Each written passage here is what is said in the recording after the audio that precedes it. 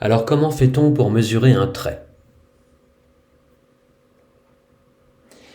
D'abord, on place la règle contre le trait, sans oublier de mettre le début du trait là où il y a le 0, comme sur l'image. Ensuite, on compte le nombre de grands traits sur la règle à partir du 1.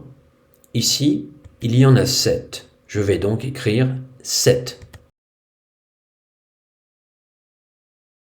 Que faut-il faire si le trait que l'on veut mesurer dépasse le nombre qui est écrit sur la règle sans atteindre le nombre suivant, c'est-à-dire lorsqu'il est entre deux nombres?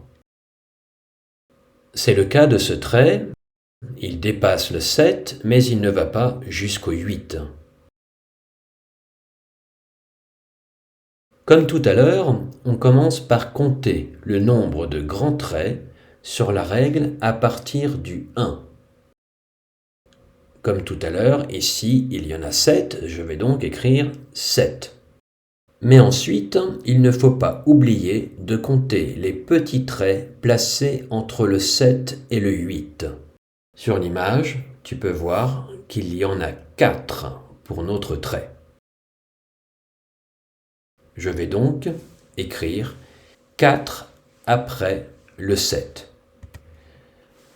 Je récapitule, il y a 7 grands traits, donc j'écris 7, et 4 petits traits, donc j'écris 4 après le 7.